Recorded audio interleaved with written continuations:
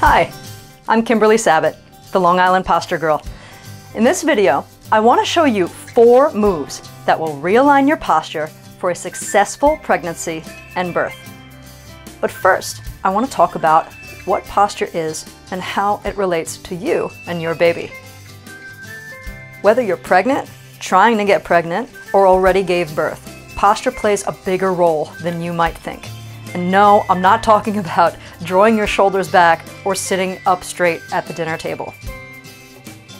The body can adopt multiple misaligned postures, and all of them can affect your body and its related systems. For instance, if your pelvic girdle is misaligned, delivering your baby is the least of your worries. Not only does it make labor more intensive, or giving birth nearly impossible without a C-section, it also hinders the baby's ability to develop over the 9-month gestation period. This is why my posture alignment classes are so important for your health and your baby's. By implementing simple and effective moves, you feel and see the results immediately. And I'm big on education, so you're learning what I know and understanding your body from a whole new perspective. So now, let me guide you through the 4 easy moves that you can do at home. The first position is called static extension position. So this move, we're coming to hands and knees. Try to make sure that you start out with your hands under your shoulders, your knees underneath your hips, and your feet trailing directly behind you.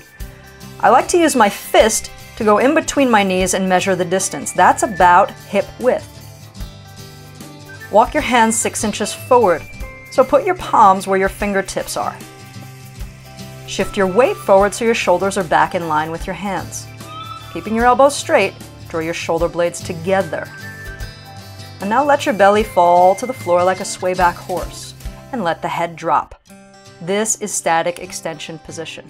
So there's a lot going on here. We're asking both sides of the body to work evenly. We're getting the hip flexors to kick on because of the position that we're in. And we're also reminding the shoulder blades that they belong on the back body. So any misalignment from left side to right side is going to be cleared up after you get out of this move. This feels really good, and we're going to hold for 2 minutes, but if you can't do 2 minutes, do 1 minute. If you can't do that, then do 30 seconds. And of course, if any of these moves cause you pain, skip them and move on to the next one. The next move is a downward facing dog. But from here, I'd like you to start hands and knees, and then pick your hips up and draw them back. Now, it's not important that your heels come to the floor, but what I would like you to do is send your hips backwards and up, and tighten both of your thighs. We want to turn this into a hip-driven movement, so if you're feeling a lot of this in your shoulders, sometimes I like to come onto my tippy toes, and then that kicks my hips on. Keep sending your hips back and up.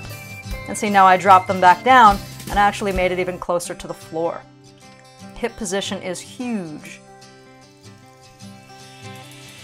The next move that we're coming on to is seated abductor presses. You're going to need a belt or a yoga strap for this one. Make sure you're sitting pretty close to 90 degrees.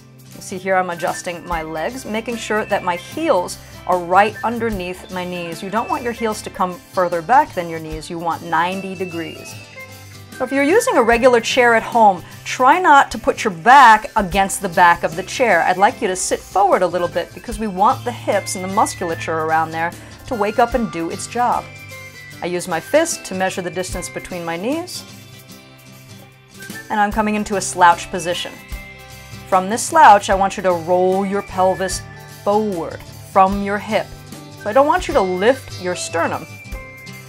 I want this all to come from hips. Relax your shoulders, press out on the strap with both of your knees, and then let it go. Press out, let it go. Press out, let it go.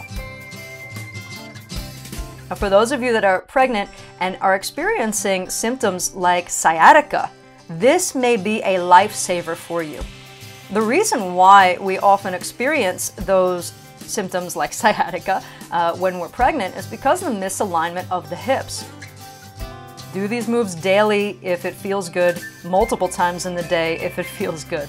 So I'd like you to go all the way up to 60 reps if you can, but if you can't, just dial it back, whatever you can do. So we're moving on to our last move.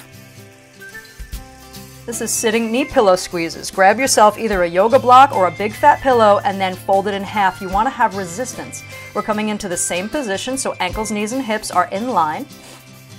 Slouch. And then roll just your pelvis forward into an anterior tilt. Keep your shoulders relaxed. So again, you don't want to use your back as much as you do your hips. We don't want the sternum to lift up. We want the pelvis to roll forward. Squeeze and release.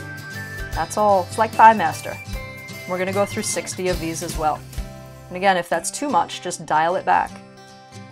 So that's it, everybody. Those are your 4 moves.